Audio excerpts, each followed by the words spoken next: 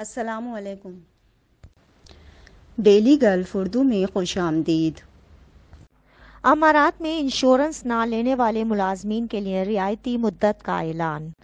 متحدہ عرب امارات میں انشورنس نہ لینے والے ملازمین پر جرمانے کے اطلاق سے پہلے ملازمین کو رجسٹر کرنے کے لیے رعایتی مدت کا اعلان کر دیا گیا۔ اماراتی میڈیا کے مطابق وفاقی حکومت کے محکموں اور نجی شعبے کی کمپنیوں میں ملازمت کرنے والے اماراتیوں اور غیر ملکیوں کے لیے اسکیم کی رکنیت 1 جنوری 2023 کو شروع ہوئی۔ متحدہ عرب امارات کے ملازمین جو بے روزگاری انشورنس اسکیم کو سبسکرائب کرنے کے اہل ہیں، ان کے پاس ایسا کرنے کے لیے 6 ماہ کی رعایتی مدت ہے اور یہ ایک رعایتی مدت 30 جون 2023 کو ختم ہو جائے گی۔ بتایا گیا ہے کہ ملازمت کے غیر رضاکارانہ نقصان ILOE کی ویب سائٹ نے 2022 کی وزارتی قرارداد نمبر 604 کا حوالہ دیتے ہوئے 6 ماہ کی رعایتی مدت بتائی ہے۔ اس کے علاوہ اگر بیمہ شدہ کارکن 1 جنوری 2023 کے بعد کی تاریخ تک ملازم تھا، اسے اس سبسکرپشن کے لیے 4 ماہ کی رعایتی مدت دی جائے گی، جس دن سے وہ ویزا کی تبدیلی کے بعد UAE پہنچے گا۔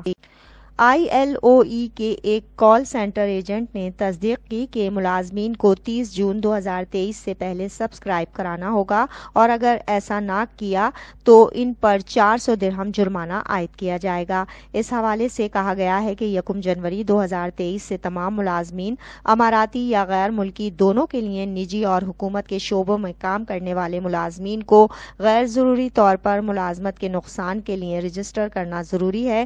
پالیسی کی مدت 1 یا 2 سال کے لیے دستیاب ہے۔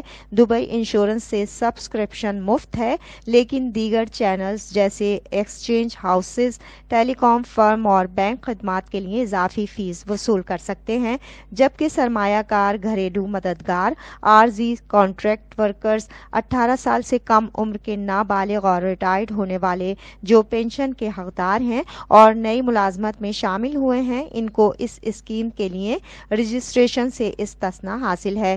معلوم ہوا ہے کہ انسانی وسائل اور امارات کی وزارت MOHRE کی سربراہی میں انشورنس اسکیم میں انتہائی کم ماہانہ پریمیم ہیں، جو 5 سے 10 درہم تک ہوتے ہیں۔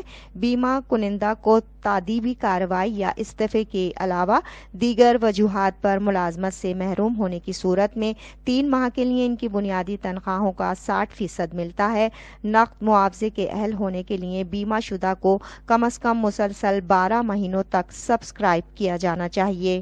اس اسکیم کے تحت 2 زمروں میں پریمیم اور معاوضہ دیا جائے گا، جن میں پہلی کیٹیگری میں ایسے ملازمین کو رکھا گیا ہے جن کی بنیادی تنخواہ 16,000 درہم یا اس سے کم ہے، جنہیں انشورنس پریمیم کی مد میں 5 درہم فی مہینہ دینا ہوگا اور انہیں 10,000 درہم تک ماہانہ معاوضہ ملے گا۔